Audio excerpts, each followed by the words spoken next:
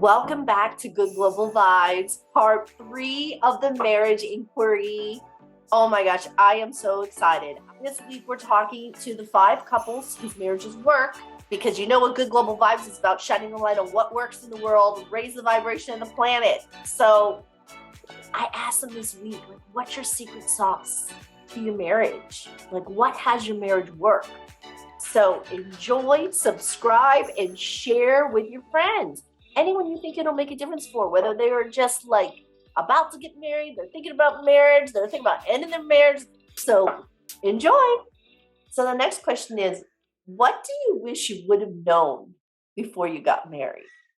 Okay, Steve. I have to say there's nothing that I wish I would have known. And it's because, there's the expression about something about it's not achieving the goal or getting to the top of the mountain. It's the journey that matters. And when you appreciate the journey. So if I had known stuff in advance, it would have changed how I would have processed them or dealt with them. So for me, there's nothing that I would want to have known in advance, or I wish I would have known, because the things that cropped up, that showed up, that I didn't know about or didn't expect, have all, the process of working through them with Susan and has been an amazing journey. So I couldn't think of anything that I wish I would have known, because it's better that you don't know. I think, because so that Awesome. you have the opportunity to work through it. Okay, we're going to move on to the next question. So our next question is, what secret sauce have you discovered in your marriage that you want to share with the viewers? My secret sauce is my spirituality. In the beginning of our marriage, I just came back from Vietnam, and it was a lot of adjustment mentally on him. And I step out, and we have a young child. So just lean on the spirituality, and I have no expectations. And in love, whatever we do, what we do is we do it for love. And I love my husband, I love my daughter, and my secrets, I was always leaning on my spirituality. It was my greater power. I wouldn't be where I am at today if it wasn't for that. And I thank my mother, because she was a very spiritual woman. My grandmother, I grew up with very spiritual women. And that was my strength. That's what kept me in. Whatever was not available for me, I just lean on that. I would say, we've had both our kids get married now. And what we told them on their wedding day was, look, this is great. You're here to declare to each other and to your community that this is your partner, the love of your life, forever, until death do you part. And just don't forget that you got to do that tomorrow and the next day and the next day. And in the middle of an argument, remember, this is your partner, the love of your life. And it's an ongoing creation. It's just creating it as, this is who we are. This is the we. And that, and just being for the other person's greatness. What can I do to have their greatness shine, and what they want out of life and what they love? How can I help provide that? That's just it's the one of the juicy parts of being married for me. I mean, I'm only 7 years in, so I don't know if it's a secret sauce, but something that has been medicine, I'll say, for my marriage is prayer. I'm an intuitive, and I noticed just looking at my husband that he didn't have enough prayers around him. And so I gathered women, like 7 women globally, just to pray over my husband, his business, his well-being. And it's continues to transform our marriage. So for me, praying for my husband, having my trusted sisters praying for him has been the most potent medicine for us right now. My secret sauce and ours would be personal development. I find that I get lazy. I just, he's my best friend. He's the love of my life. And it's just easy to kind of cruise. So personal development on my part, and then us doing things as a couple, and then Steve doing things has served us very well. So I would say two things. Hide the sharp instruments. Is everybody laughing? That's awesome. And the second thing is choosing to be happy as opposed to being right. It's date your spouse. Date your spouse. So, for example, since the day we've been married, we have had a standing date every Sunday. Meaning, regardless of, finances or where we're at, whether we can really, afford the child care and the outing and the this, or whether we're flush with capital, we can do whatever we want, regardless of circumstance, we have, created that at minimum 1 day a week, and it's been Sunday for over 7 years, that we go on a date with each other.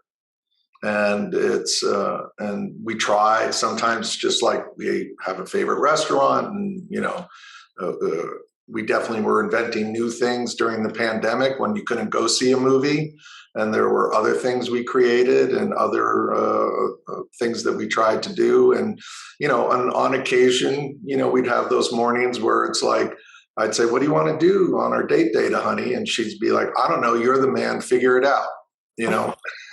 Sometimes it's, it's up to me, and sometimes I don't figure it out. I'm just like, we'll see what happens. Let's get in the car and go. So, but that's, I think, a big part of it, which is just really, and I like what someone said earlier, looking at Brooke newly, like consistently looking at her and going, who is this extraordinary woman? Like rediscovering her in all the aspects of her, and to me, a woman is like a gemstone. There are many facets to the cut of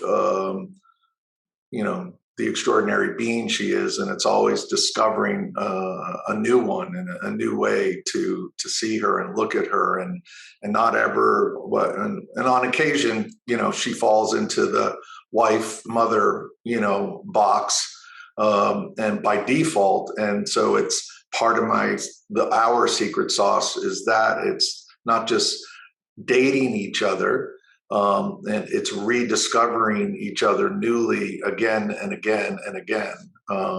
And I liked also what was said before, which is consistently standing for each other's greatness. So two things. In the very beginning, we said whoever leaves the marriage takes the kids. If you want to go, they're yours. And we laugh about that, but that like keeps it real. Like keeping it 100 all the time. The other thing that I think is really the secret sauce of our marriage is because we both have careers that are creative and cause us to travel by ourselves a lot. I think always being a yes to your spouse growing or becoming or allowing them to shine. So in my career, I'm a celebrity hairdresser. I travel all over the world teaching and taking care of clients. I fly all the time. Kamau is a celebrity DJ, so he's always all over the world flying, and always being a go and grow. And when you come back, I'll be here. And I know a lot of marriages that they don't ever, they work however they work, but given that we're both autonomous, creative, powerful individuals, go, grow. Kamal got a job. He got to DJ the Cannes Film Festival. I said, go. He said, I'm going to be DJing in Singapore. I said, great. I'm going to be in LA teaching that weekend. Perfect. Like, go and grow. And when you come back together, just be there and be a yes. And I think that that's I would say that's our secret sauce, you know. May we both have full passports and may we both do 250,000 miles a year, right? What that allows, it allows us to miss each other. There's nothing more delicious than that first hug when you come home. I just wanted to piggyback on what Damien was saying about rediscovering each other.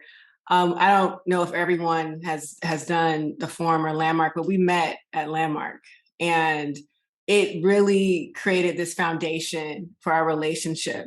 And so I'd say, and I think this was brought up, personal development as the secret sauce, because we've done that separately. I do my women's work, he does his men's work.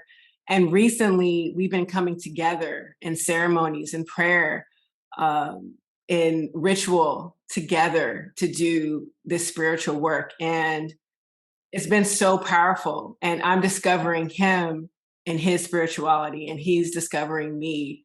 And I say that we've been doing it separately. And the more, I think we're the youngest marriage here, the more we reveal ourselves, reveal our spiritual truths to one another, the better our marriage gets. So yes, prayer, yes to personal development, and seeing each other in our truest, highest spiritual selves is our sauce right now. I think the sauce changes. Having patience with one another, recognizing, like our journey, recognizing my journey,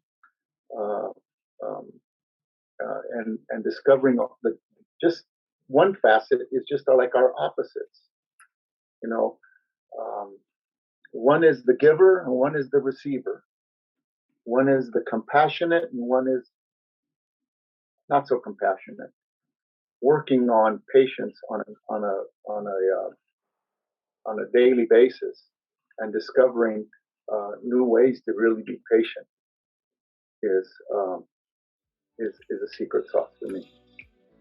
Wow, I had mentioned before about how honored I am to have these 5 couples on, but I'm so moved by their authenticity, right? By what they're willing to share with us and just open up their lives and open up their hearts. So thank you so much for sharing. I mean, I think this is really needed on the planet right now. Like, just any support we can get in any area of our life is needed. And I just think that these people are an absolute contribution to the planet with what they are willing to do and share with us. So please pass it on to anyone it might make a difference for. And thank you for watching. Thank you for subscribing. And stay tuned for part 4 next week. Aloha.